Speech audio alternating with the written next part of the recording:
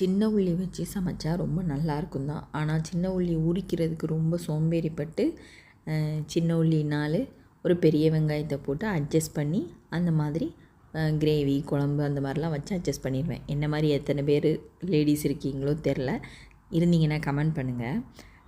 இன்றைக்கி வந்து முந்தின நாளே வந்து சின்ன உள்ளியை உரித்து ஃப்ரிட்ஜில் எடுத்து வச்சுருந்ததுனால இன்றைக்கி வந்து முழுக்க சின்ன உள்ளியை போட்டே சிக்கன் கிரேவி ரெடி பண்ணுறேன்.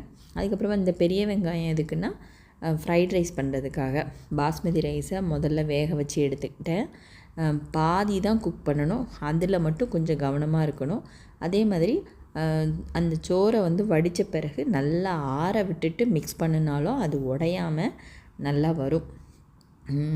ஆறலைனாலும் பரவாயில்ல, போட்டு மாங்குன்னு போட்டு பிரட்டி எடுத்துடக்கூடாது. கொஞ்சம் ஸ்மூத்தாக நம்ம ஹேண்டில் பண்ணோன்னா ஃப்ரைட் ரைஸு நல்லா சூப்பராக உதிரியாக வரும்.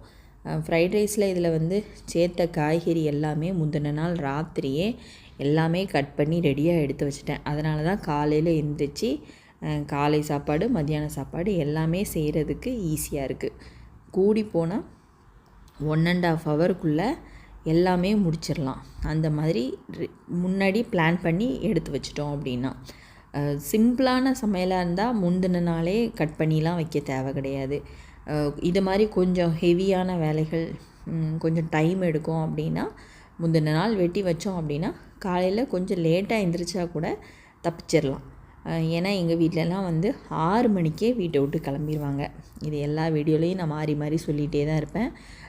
அது மட்டும் இல்லாமல் இந்த ஃப்ரைட் ரைஸ் எல்லாம் கொடுத்து விட்டோம் அப்படின்னா பசங்க எக்ஸ்ட்ராவாக வச்சிரு, ஃப்ரெண்ட்ஸ் எல்லாம் வந்து எங்கள் பாக்ஸ்லேயே காலி பண்ணிடுவாங்க, அப்புறம் எனக்கு வயிறு பசிக்கும்னு.